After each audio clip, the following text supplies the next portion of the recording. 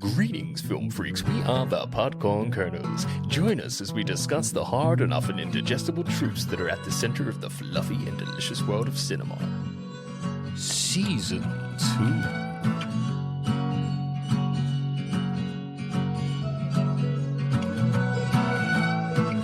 What's poppin', people? Welcome to the Podcorn Kernels podcast. My name is Adam, and joining me in your earholes is Harry. Say hello, Harry. My greatest enemy is subcutaneous fat, but today it's a runny nose and a sore throat. Apologies in advance, dear listener. On today's episode, we will be talking about Bullet Train. This is a 2022 film directed by David Leitch and stars Brad Pitt, Joey King, and Aaron Taylor Johnson. IMDb describes the synopsis as follows. 5 assassins aboard a swiftly moving bullet train find out that their missions have something in common. Here is an original song to support the synopsis. What do you get when you add all these films together? Listen up, bruv. Bill pushed me into a reservoir because I smacked his girlfriend Snatch at the Lock-Stop pub during one of his card games. I think the real reason was that I beat his 8 friends, who, if I might add, were a hateful bunch of bellends. I might have actually killed one of them. That only leaves 7 psychopaths still on my tail. It's hard to die, but when I do, I'm gonna make sure I die hard. Oh shit, I'm going grey, man. All about the bullet train. I'm going grey, man. All about the bullet train. Listen up, bruv. A ladybug you want to hug, some fruit you learn to cherish. A few thugs and some other bruvs, one by one they perish. This train is lethal, very dangerous people. A word of advice, try and be nice and don't be a fucking diesel. All about the bullet train. Listen up, bruv. All about the bullet train. Let's start with some facts about the film. Director David Leitch and Brad Pitt had a long working relationship before Bullet Train. Is it? Leitch has worked as Pitt's stunt double in multiple films, including Fight Club, Ocean's 11, Troy, and Mr. and Mrs. Smith. Pitt also made a cameo in Leitch's second directorial effort, Deadpool 2. Oh, wow. I just love the fact that a humble stuntsman has gone into directing and he's putting his own stamp on the action genre. And for me, having someone who knows the science of stunts, then being in charge of a film that has so many stunts, I don't know, it just makes sense. Doesn't he cameo in this as well, the director? Isn't he the civilian that Tangerine and Lemon are talking about when they're discussing how many people have been killed? And he's the guy that goes up to a car and just explodes. I believe the director is the dude that gets exploded by a car. Yeah. I believe. That's cool. Yeah, I love that they've had that long, lasting relationship as well, because imagine growing as a director and having someone like Brad Pitt, who you was basically an understudy to, doing all these stunts and being able to go, yo, Brad, pay back the favour, mate, star in my film. So he was Pitt's Pitman. They don't even look similar. No. So they just throw a beautiful blonde wig, a scarf on him, Yeah. a little goatee, and they go, there you go, Brad Pitt, but this one might die. Yeah. Yeah. Yeah. Okay. His latest film, The Fall Guy, it goes more into the stuntman world, and it's definitely an element of film that I don't consider much, and I think maybe I should. If within the Oscars they have best music, best costume, best design, best effects, surely there should be a category in the Oscars for best stunt performance. And I would tell you that they would be the Man City or the New York Yankees, and it would always be Tom Cruise winning it. Well, because man does himself. But he also does the craziest fucking stunts on earth. Yeah. Ties himself to a C-130 or whatever that plane was and takes off 60 times. Drives a motocross bike off a bloody cliff and parachutes. He is mentally unstable, but brilliant. Cruise is a motherfucker that sort of retired from acting and just sort of started doing stunts. Yeah. Because can you think of a film he's done recently that hasn't been Mission Impossible? The Really? Mummy, maybe 5-6 years ago, maybe closer to 10 now, I don't know. Jack Reacher, but he's definitely kicking some ass in that. Would you have liked to be a stuntman? I don't know. Because I like the idea that you're not front and centre with everyone watching your performance, but you're doing all this crazy stuff. I mean, it's high risk and the reward isn't as big as being facing camera and being an actor. I've always liked the idea of doing it. I couldn't do it, I'm too much of a pussy. I mean, it would be pretty cool, wouldn't it? Yeah. Everyone would look at you like, that's the dude. That's the dude. And imagine bumping into people at a pub and they're like, what do you do for a living? And I'm a motherfucking stuntsman. I'm a fucking stunt man. Yeah. instead of I work in an office. Yeah, it's probably stunt person now, isn't it? Yeah, stunt peoples. Persons. Yeah. Stunt peoples. Stunt peoples is the official term, I believe. Nice. Brad Pitt's character says that he never forgets a face but struggles to remember who the wolf is. In real life, Pitt has prosopagnosia, a condition that impairs the ability to recognise familiar faces, including one's own face. What? He has said in interviews that, just as his character does, he needs to remember the context and the situation in which he has met someone in order to remember who that person is. Imagine being Brad Pitt and forgetting your own face. Imagine being an assassin and not remembering a face. Yeah. Did you get your target? I did. Okay. Where was he? Did he have the beard and everything? Goes, what are you talking about, man? It's a 10-year-old girl. Yeah, I don't What? remember. You told me to shoot somewhere. I shot somewhere. I don't remember. So in real life, Brad Pitt has trouble recognising faces he's seen. And his own face. Oh man! Imagine being that beautiful of a man and then forgetting what you look like. Do you think he forgot that Jennifer Aniston isn't Angelina Jolie, and that's why he ended up with her? Imagine using that. I didn't cheat. I got the faces confused. I thought it was you, love. I've got propagnosia or whatever It it's was called. face confusion. Yeah, it happens to the best of us. It does. Don't discriminate me because I went shacking up with someone else. I got my faces confused, okay? Yeah. Happens. Yeah. Aaron Taylor Johnson lost a chunk of his hand and passed out after doing a stunt. In this film, Yeah. That's all I have. it's a bit much. Imagine losing a chunk of your hand. What does that mean? What chunk? I don't know. A hole right through the middle? I don't know.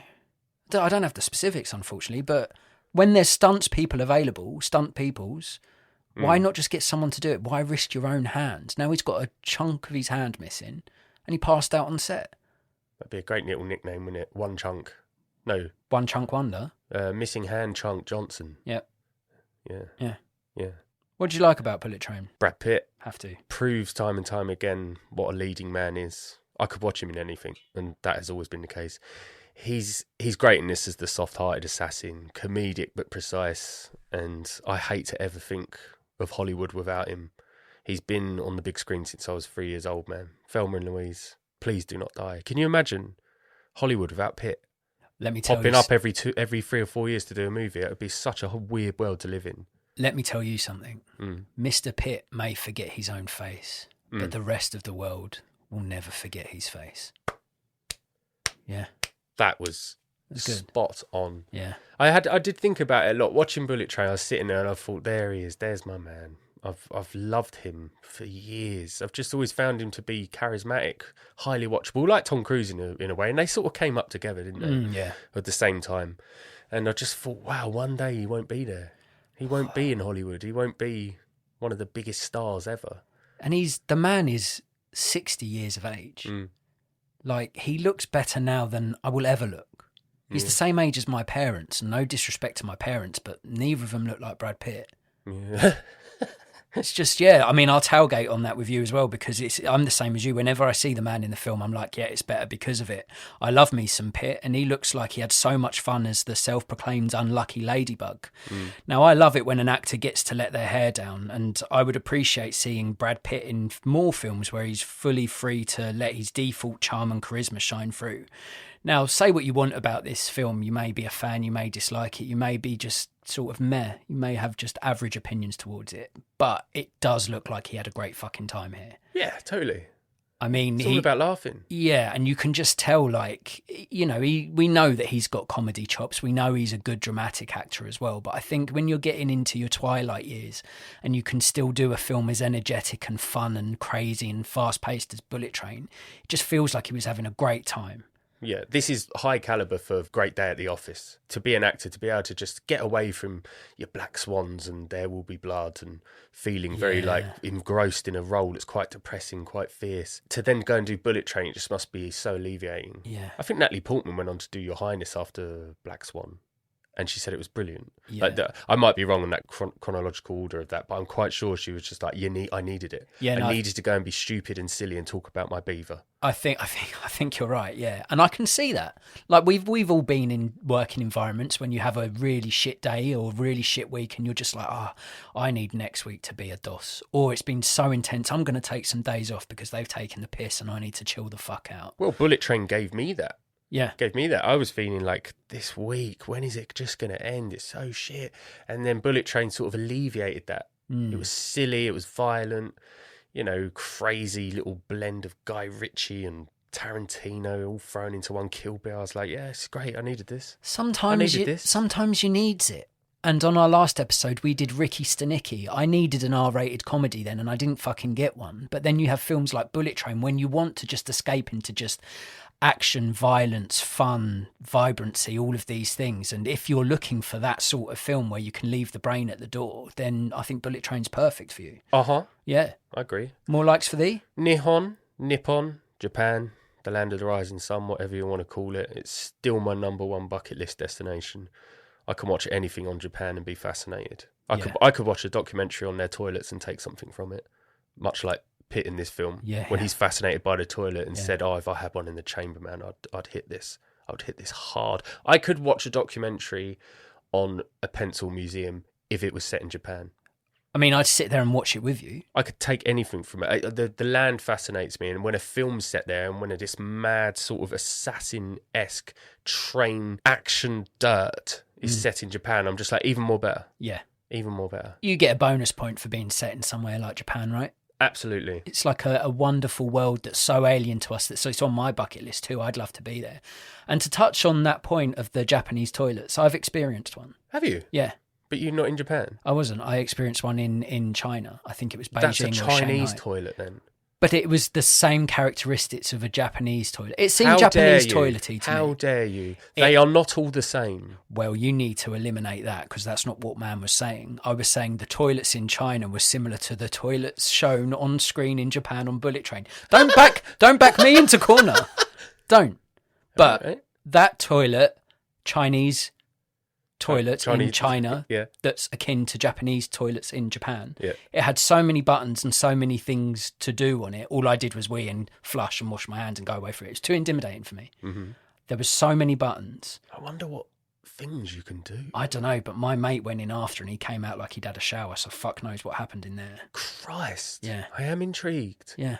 I am intrigued. I feel like I've grown since I was in China. That was a good 12 years ago. So I think if I was faced with a Chinese or a Japanese toilet, I'll carry on, yeah. I would have a go. I would press some buttons now. I'd see what it would do. Make sure you're sitting down when you press the buttons. Oh, yeah. You don't want a mouthful of second-hand poo water, do you? I wonder if there's an automated prostate checker.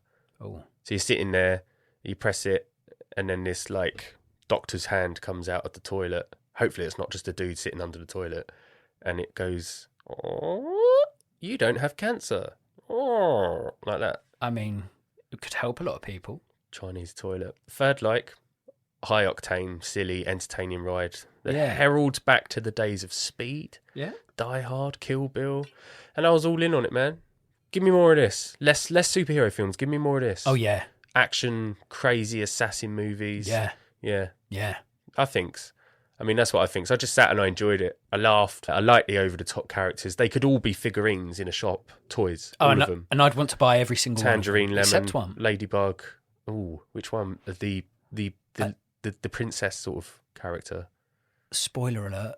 Yes. Yeah, I But I'll thought go so. into it in my dislikes with more meat. Lot of face. I don't have a problem with people with a lot of face. I've been told I've got a fair amount of face also. The abundance of face wasn't what bothered me about her. The southernly prominence of your face. Yes. Yes. But yeah, I'm right there with you. I have an affinity for this film because I saw this in the cinema when it first came out in 2022. And as I get older, I kind of dread going to the cinema because of just the abhorrence of arseholes that sort of plague the screen nowadays. No one respects it.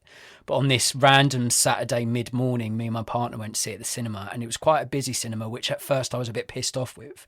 But then everyone behaved themselves, and everyone laughed when you were supposed to laugh. And when it was tense and suspenseful, everyone was gripped, and you could tell it was a rare shared experience in the cinema that doesn't happen often nowadays. So I think because of that, I've got this sort of fondness for a film like you said, it's just balls to the wall fun and chaos and action. And there's not many of those films being made nowadays. Well, you had a non-stressed experience whilst watching it as well. That helps. Yeah, totally. Yeah, Helps a lot. It was probably a really nice day, and you were thankful that day landed on Bullet Train. Yeah. And that works. I can understand that, definitely. Yeah, I mean, one of the things I like most about it as well is David Leitch. Mr. Leitch is fast becoming the go-to daddy director of action blockbusters.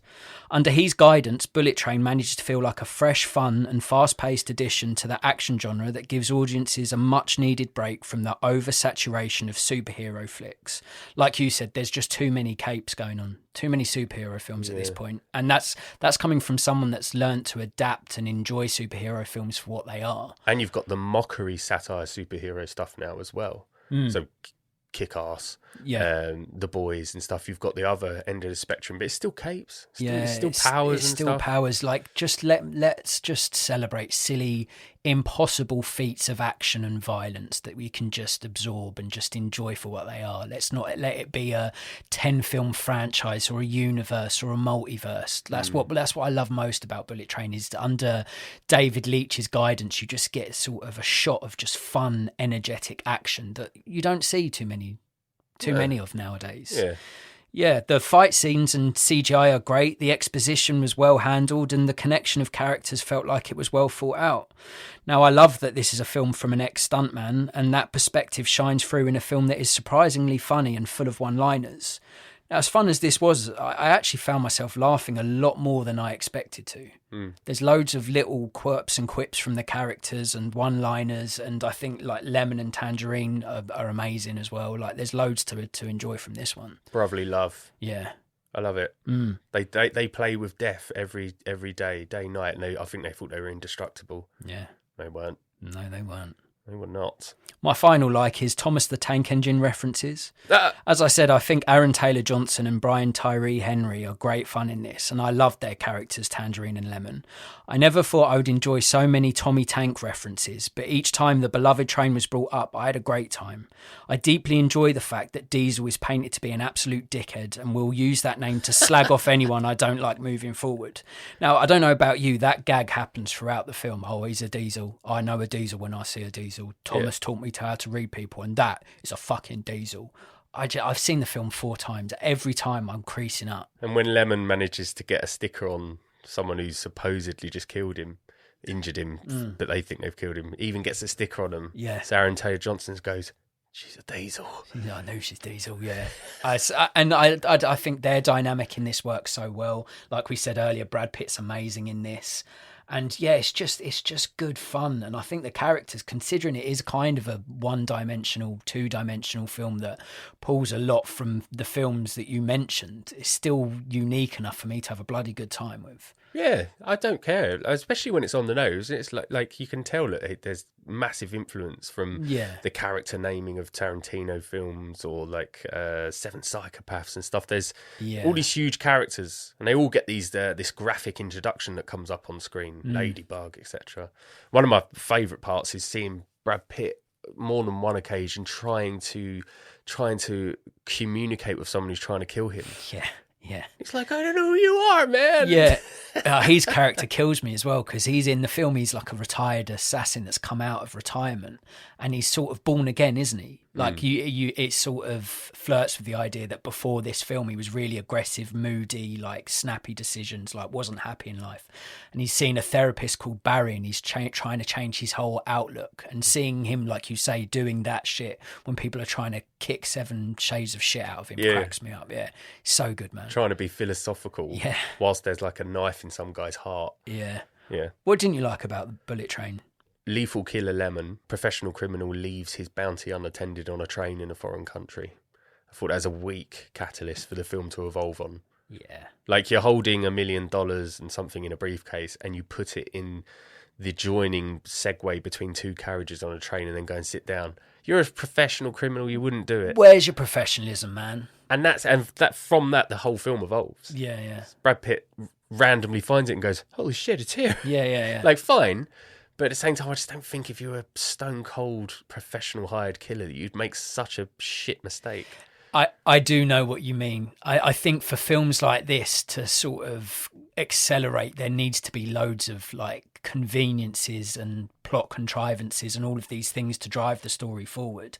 But yeah, they keep talking about their professionalism, how they're top dogs, and then they leave it. Yeah, I would have just had Pitt's character Ladybug as he passed them during one of their heated conversations about being a diesel or something. Yeah, the classic. Yeah, I would have just had him be really clever with sleight of hand, knock something over, and as they go to pick, he just grabs it and moves, rather than a professional criminal go, I will trust this foreign country to look after my million money bag dog, put it in a rack and leave it.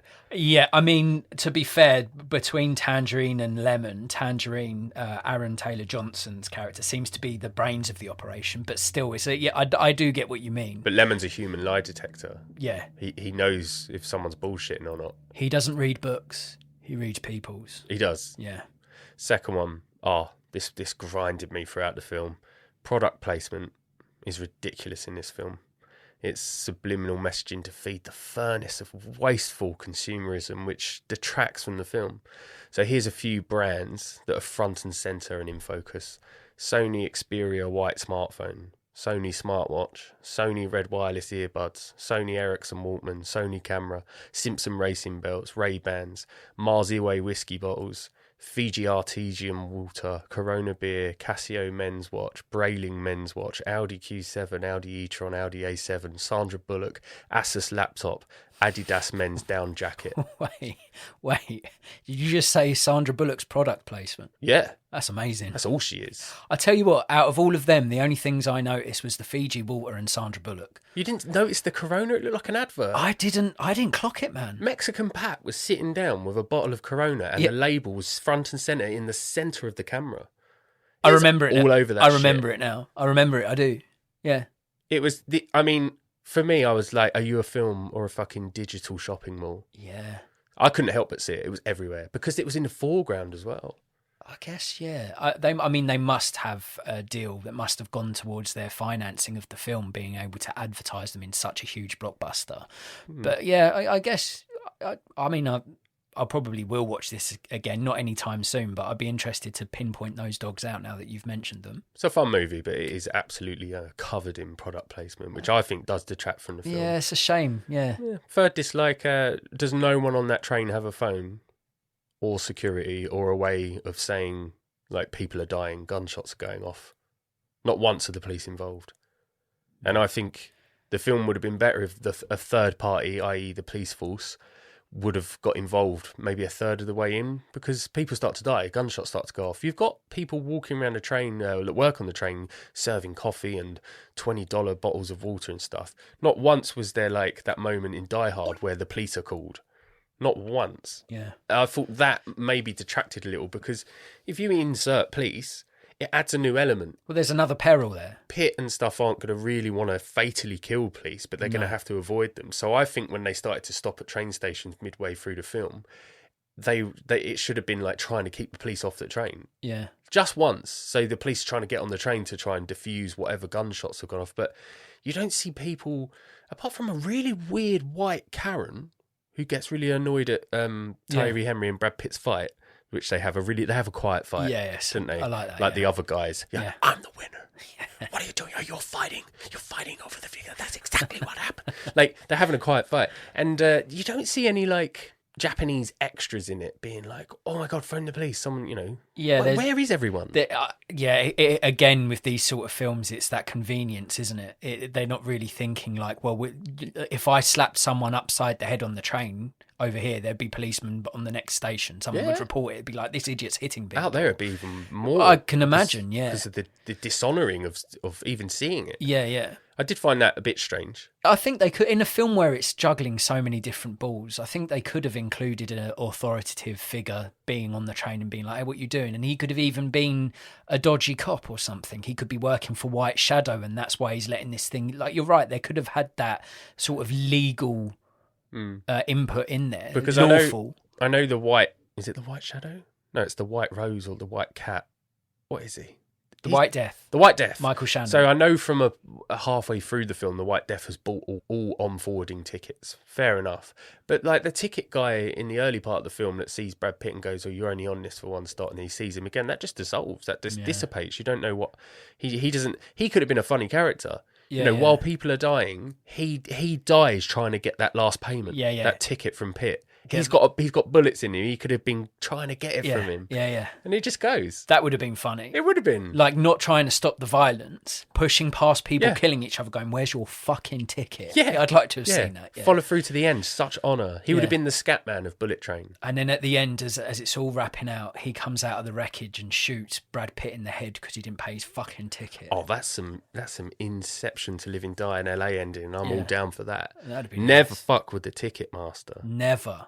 Don't do it. That happened to me in Germany once. Well, you fuck with a ticket master. Oh, they got some archaic system. So we bought the tickets to Dachau. So we were going to see the concentration camp and we were in Munich.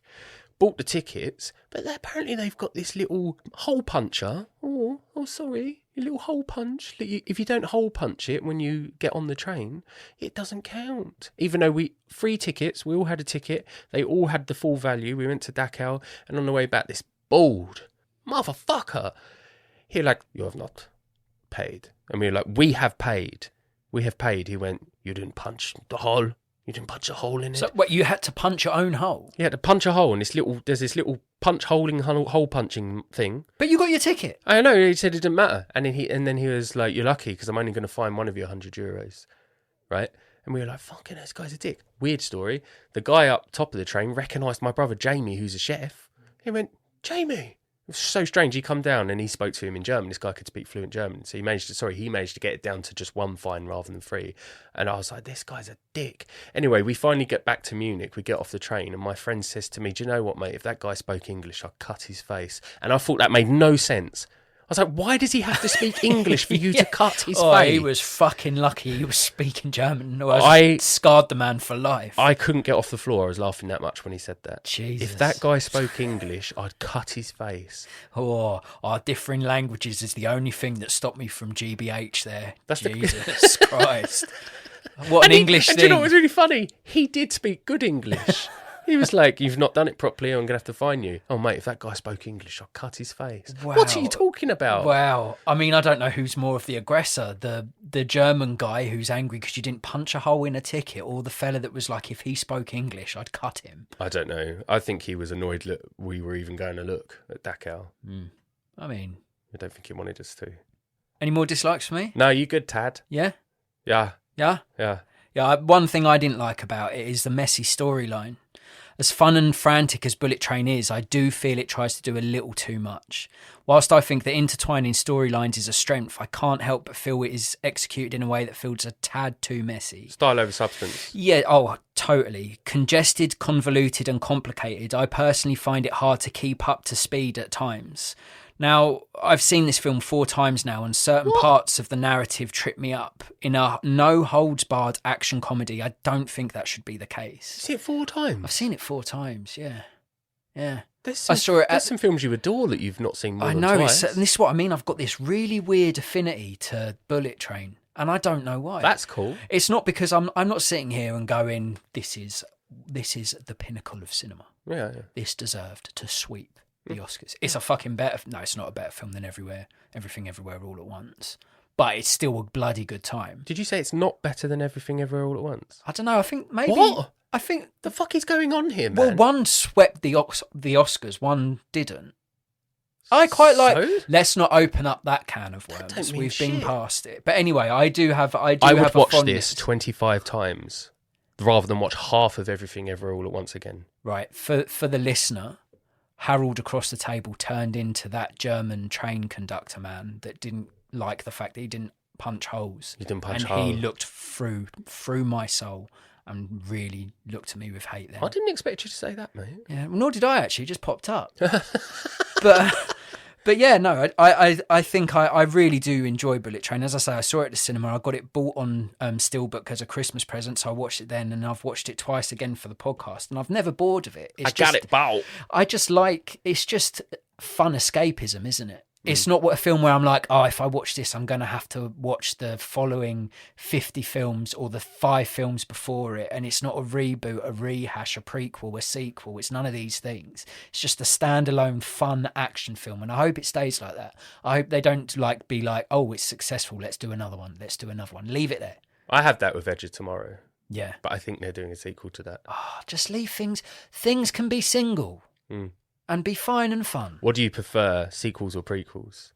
If they are going to fuck with something, I've got to say sequels. Me's twos. Prequels are like, I am watching something to what I've seen. Exactly. I know the outcome here. So Yeah. I don't need to see it. No. Yeah, but sequel, it's like, well, maybe they could take this story further. Often sequels are disappointing, but sometimes they're great. Mm-hmm. Yeah. Another thing I didn't like is mildly annoying accents. Now, I have a soft spot for Bullet Train, man, as I just said. It's silly enough that I can bask in the bonkers and smart enough to keep me invested. This being said, some of the accents were just plain dodgy. I can't stress enough how much I love Brian Tyree Henry as an actor, and I think he's great as Lemon. But man couldn't understand if he was from London or Lincoln sometimes. I love Michael Shannon too, but his Turner's supposed Russian white deaf sounded like it was from a cheap computer game. And Joey King's Prince accent was also very inconsistent. Now, for me, accents are important. Don't get an actor to do an accent unless they can nail it consistently. It does cause issues with continuity when that does happen. I found Logan Lerman a very weird casting for this. You could have put anyone in there to just play a dead eye-bleeding son from Russia. Yeah. Didn't really make sense having him in there because he's got quite a big profile. Yeah. Didn't really understand it. On one hand, it speaks to the power of the film and the filmmaker that he wanted such a small part and was happy to do it. Same with Michael Shannon, I suppose. But yeah, you're right. He didn't need to be in there. Well, Michael Shannon's fine because it's the bad guy reveal. Yeah, and it's a name. That's all right. Yeah, I mean, listen, doing this podcast, when we even do the what the plot game at the end of each episode, if you're a first-time listener, listen to the end of the episode. There's a fun game. There's a nugget there for you. Keep listening. But when we do accents for that, I sometimes struggle to keep it up. Yeah. So it's got to be difficult to do it for however long a shooting process is. I get that. But if you're going to make an actor do an accent for a film, like, be confident and comfortable in their ability to hold it throughout the whole film. Because for me personally, it's a gripe. My own Adam John gripe is when an accent goes up and down. And it happens a lot in this, unfortunately. I think when he did nail the London Cockney, he did nail it. Oh, but mate. You're right. It did deviate. And that is hard because some words are so hard to say in a different accent. Yeah. Yeah, accent, dialect. It's hard to say certain words. Some aren't. You hit the nail on the head there. There's some moments where I'm watching Brian Tyree Henry as Lemon and I'm like, fucking hell, he could be in Snatch or Lockstock, the way he delivers this. And then there are other parts. It's like, are you from the Midlands? Are you from up north? Are you Scottish? Are you Welsh? Do you know where you're meant to be from in this part? And it's a shame because, like you say, when he nails it, he really fucking nails it. I didn't think much of Hiroyuki Sanada's Japanese accent. I thought that was terrible. He is Japanese, right? Yeah, he is. Yeah, I sensed the dad joke there, but I was like, am I going to trip up by going, who's Japanese? And you're going to go, no, you fucked up like you did with the toilets and he's somewhere different. So I'm glad we cleared that up. Just trying to get you cancelled. Yeah, it won't take much nowadays, eh? Uh-huh. Hey. Uh-huh. Final dislike, Prince. Yeah. In a film full of vibrant characters and fun performances, I really didn't vibe with Joey King's character, Prince. What has she been in? I don't know. She's been in my head doing my fucking head in, I'll tell you that much. Oh. The whole notice me gangster daddy felt tame and her fake damsel in distress garb got boring quick in my humble opinion. She diesel. I vibed with pretty much all of the other characters, but Prince felt poorly written compared to the others. Now, she's a fucking diesel. She's diesel. She's got a fucking face. She does have a face. And she's a fucking diesel. Yeah. But for me, like... I just found her irritating. I did. She grated on me. And she was another one where she's, I believe she's an American. And her British, very British proper accent. And I was like, no, you again as well. Some parts you do quite well. Other parts I'm like, I think you think we just sound like an amalgamation of every British accent you've ever heard. I feel like her storyline, her arc, was really messy. We kept jumping back to her and she kept wriggling out of the little trap she was putting herself in. Yeah, that's what I was trying. I mean, you've done a better job than I did when I was trying to summarise what I meant about it feeling messy. But it's that specifically her storyline and her narrative and arc. All that. Oh, Daddy's upset me. I want to kill my dad and my brother, but I don't want to do it. I want to make other people do it for myself. And exploding guns. Oh, why won't you notice me, Daddy? Meh. Yeah. Just a bit like, no, I'm not here for it. Yeah. So yeah, she did bother me. Mm-hmm. I think that much is clear. I have some questions. Oh. Diesel from Thomas the Tank Engine is painted out to be a real devious douchebag dickhead in this film. Which actor do you think is a Diesel in real life? I think Joaquin Phoenix. Oh, he's a diesel. I think on set and stuff, I think he's a real prima donna. I think he makes a much bigger deal out of his role than anyone else on set would make of the film. As much as I enjoy his performances, Can I say not in Napoleon? Can I say something? What? He is definitely a diesel. Is he? I've listened to him on podcasts, and he's either so uninterested that he doesn't want to. You can clearly just tell, man doesn't want to be here, Yeah. or he's really self-righteous and talking about like how he had to change, or how he's changed his diet and what he had to pull into to pull out a performance, and like all of this really self-serving nonsense, which I don't like. It when I'm listening to an actor talk about their work on a podcast, I want them to be fun and charismatic and human. And Joaquin Phoenix in this fucking diesel. He doesn't have it. No. He doesn't have it. I've never seen him in an interview where I feel like he's quite a warm-hearted guy. He doesn't have that feel to him. He was excellent in his turn as Commodus in Gladiator because of that, probably. Yeah. Because he can play cold and ruthless. And, in Joker, is great physical performance. But, yeah, I feel like he'd be a bit of a dick on set. I know for a fact that Tom Hardy apparently is a bit of an alpha dog on set. Everyone sort of falls in behind him. He determines the mood of a set. Yeah. In some instances, obviously, I've not been on that set. That is, I can't guarantee, I can't prove that. But listening to interviews like Charlize Theron and stuff, and there's audio tapes of Joaquin Phoenix having it out with a cinematographer. Just shut the fuck up. Yeah. There's no smoke without fire, right? Yeah. And I think he has come out and spoken about his previous problems with addiction and drugs and all of these things. And I think he's even apologised to Theron and the people making Mad Max Fury Road. Yeah. He has come out and apologised. What drugs? Was he on drugs? Yeah. Drugs and drugs. Oh, we're just character assassinating him now. What else can we throw in there? What else can we put on that train? He once whispered "fuck off" to a kitten. No. I don't know. I made that up. Yeah. Okay. For my diesels in the actors' world, I reckon Adrian Brody's a diesel. Oh yeah. He's another self-righteous. He's done one good film, I'd say. What, Dragon Blade? The best film I've ever seen. The Pianist. And other than that, I'm like, I don't think you're as good as you think you are. And again, we're just dissing people at this point. We're just dissing diesels that we've decided are diesels. Yeah. But I think he's got diesel vibes, and I think Orlando Bloom's got diesel vibes as well. Oh no, he's just thick. Yeah, he's not even smart enough to be a diesel. I don't think he even knows. No. I can't imagine him, like, he has not garnered enough respect to have a hissy fit on set of Pirates of the Caribbean. Pirates of the Caribbean. I have heard him in a podcast interview, and he gives off that sort of like that air of like you said, Joaquin Phoenix and Adrian Brody, of taking himself a tad too seriously. I'm like, you're Orlando Bloom, you can't do that. Yeah, him as Calcium Kid, some brain dead milk drinking dude, is him in real life for me. Hey, but he has a massive penis. Have you seen him on the surfboard with Kate Perry? No. Absolute monster. Absolute sea monster in his pants. So he's good looking and he's got a sea monster. Can't act for shit. It took him 30 years to really go sort of like, Johnny Depp's voice in Pirates of the Caribbean is kind of cool. Maybe I should start using it in a Strongbow advert? Yeah. He's in a Star of Pramen advert. Yeah. Sounds like Johnny Depp / Ray Winston little cum balloon, and then a Carnival Row. Yeah. Don't cast him. People need to know. Stop casting him. And if you're an actor, stop. I would hold off saying yes to a Ridley Scott film for a few years. Yeah. Just wait. Yeah. Just wait, because his casting's all over the shop and his writing's shit at the moment. He's having a bit of a wobble, isn't he, old Ridley? Gladiator 2, the only thing I'm excited about is Mescal. Yeah. Because I've been... Not even Denzel. I've been seeing him in interviews lately, and he's really down to earth and funny. Oh, he is the opposite of a Diesel.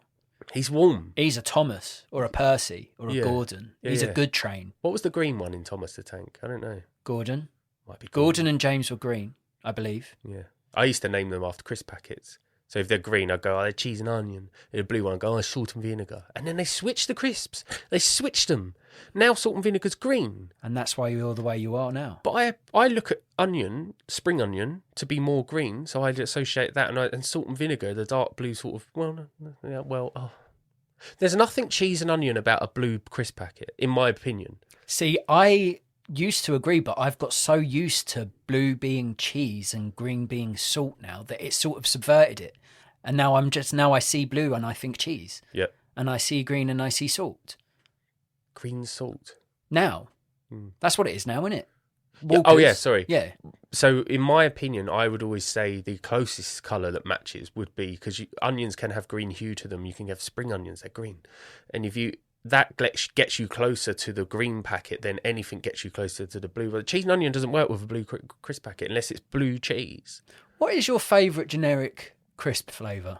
So I'm not talking sensations or wacky flavours. I'm talking your ready salted. I'm talking your cheese and uns. I'm talking your salt and vins.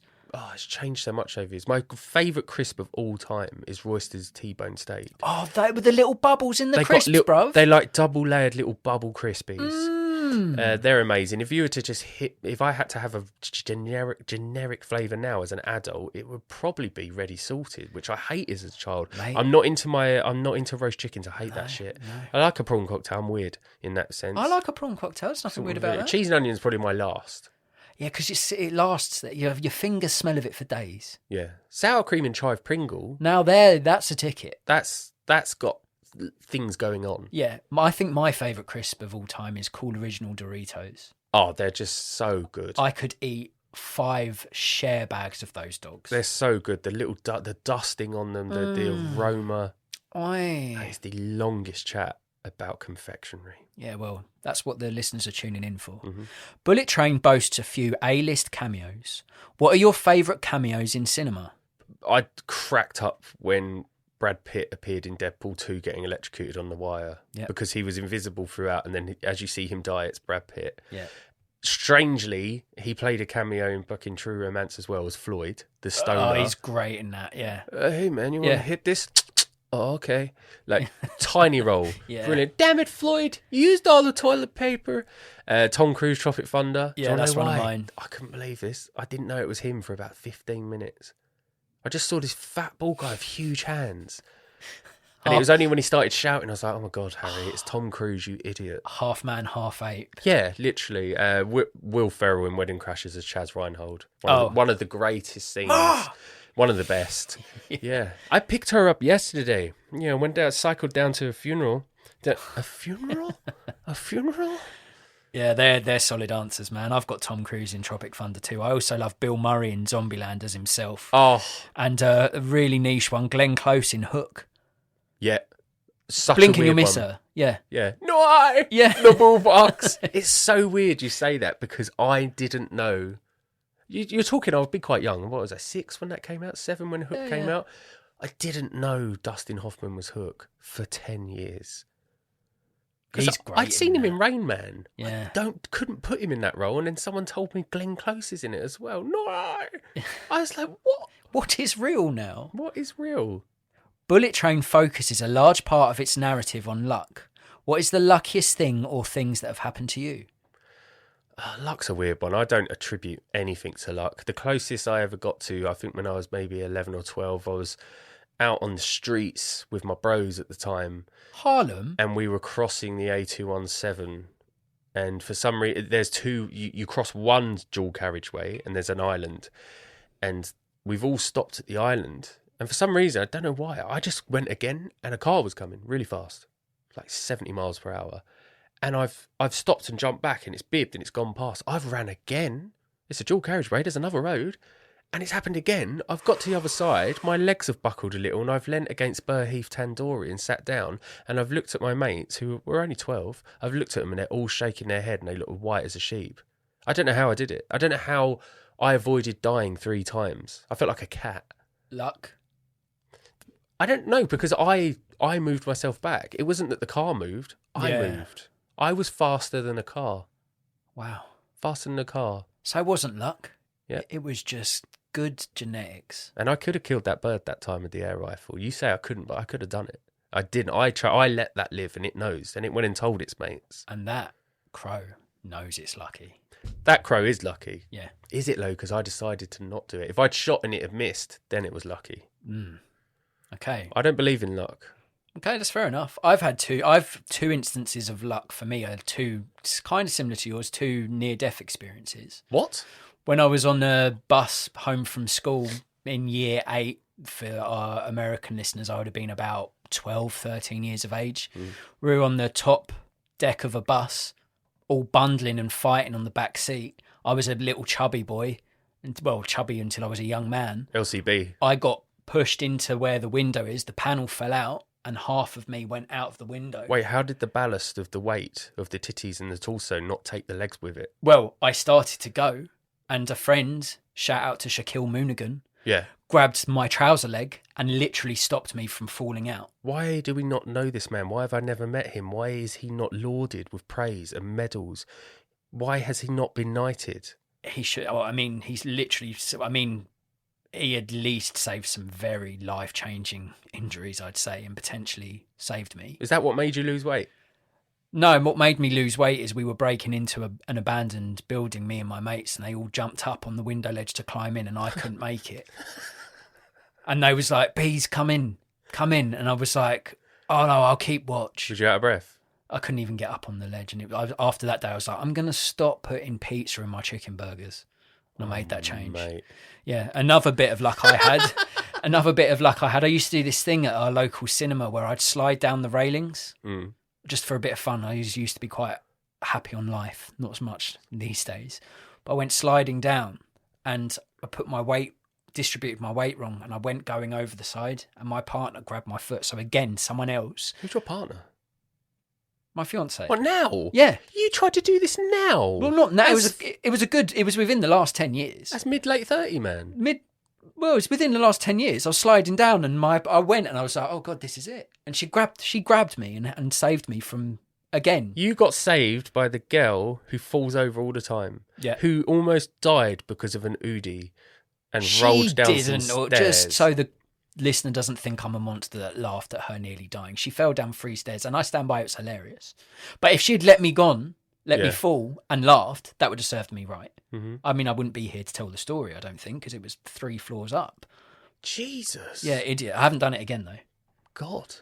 What would you rate Bullet Train out of 10, please? 6.5. Okay. 6.5. Now that warms me a little, because I thought you might have gone a bit lower, so I think 6.5 is a very fair score, good sir. I enjoyed it.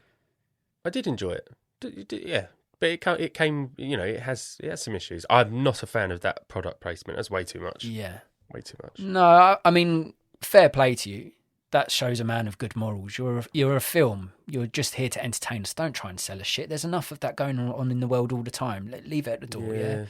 Digital shopping mall. Yeah, I respect you for that. I'd gone a bit higher and I'd give it a 7 out of 10. As I've said, it's just a good fun film that I've got this odd affinity to that I don't tend to have with these sorts of films. So I think that's why I'm a little higher.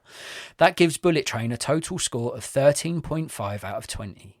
If you like your action films to be speedy, silly and spearheaded by an ex-stuntman, or if you've ever wanted to see Diesel getting dissed for being a dastardly devious dickhead by a dude with a dodgy accent, then Bullet Train could be a film for you. Bullet Train is available to stream on Netflix. Consider watching this one if you enjoyed The Train to Busan, The Fall Guy and Smoking Aces. Should we play a game? Give it a name, give it a name, give it a name now. We birth a plot and then make a trailer. What the plot? Action!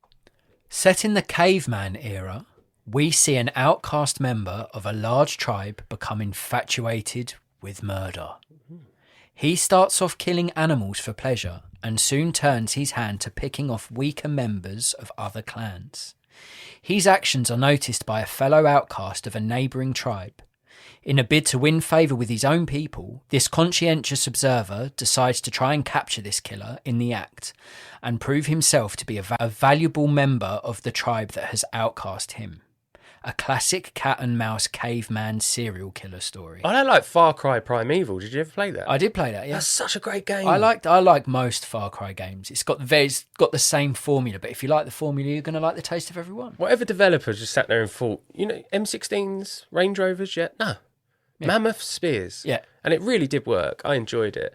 That's an interesting one. I like that because it speaks to the human condition and about how we may look different now. We might not be running around hitting each other on the head with bricks, but there would have been someone because of some sort of birth defect or some sort of upbringing where they were malicious and vicious and wanted to hurt and kill and maim. Well, they would have killed animals for food, right?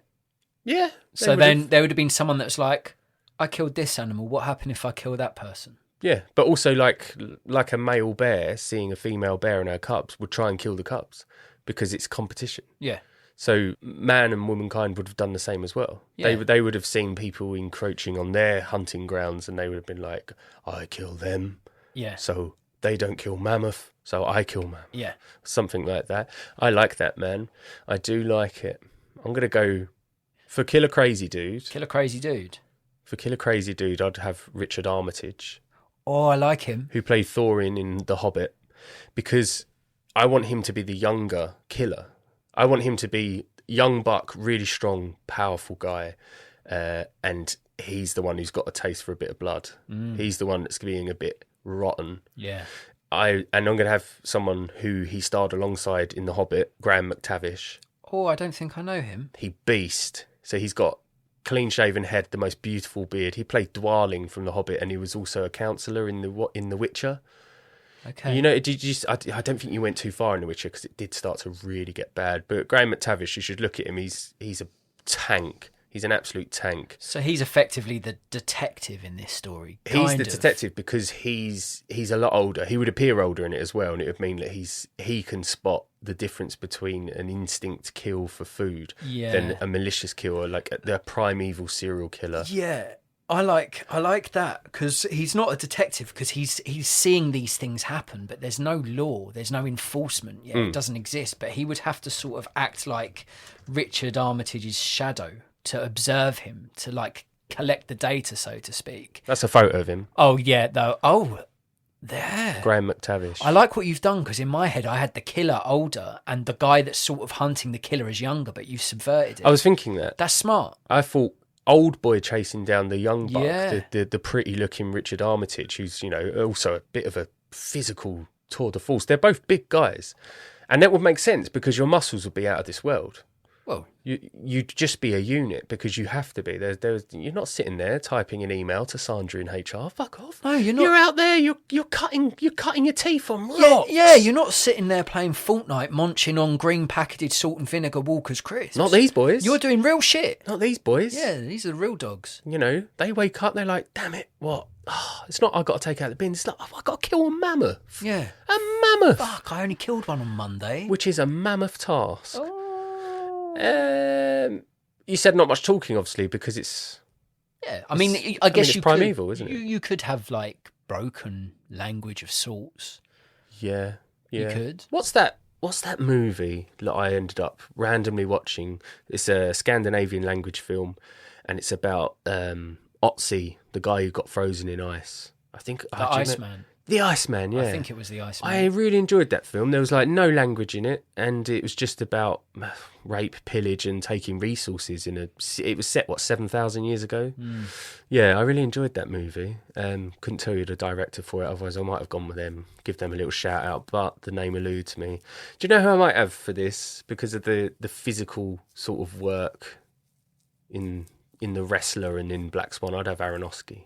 Oh, Yeah. okay. Even the whale, like he knows like the Physicality. Yeah, he knows that physics are important in them sort of roles, and that does matter if you're doing something that's more devoid of language. I like that. Yeah, I'd probably have Aronofsky, and I'd call it primeval because primeval, you know, very similar to the Far Cry thing. The word itself contains the word evil, so I'd call it primeval. I do like that.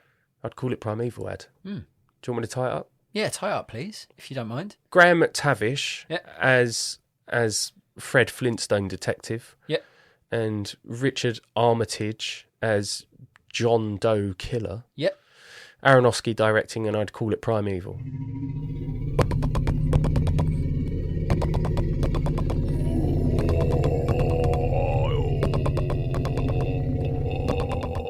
I see man. Kill man. If man sees me, man, kill me. Prime Evil. Coming soon.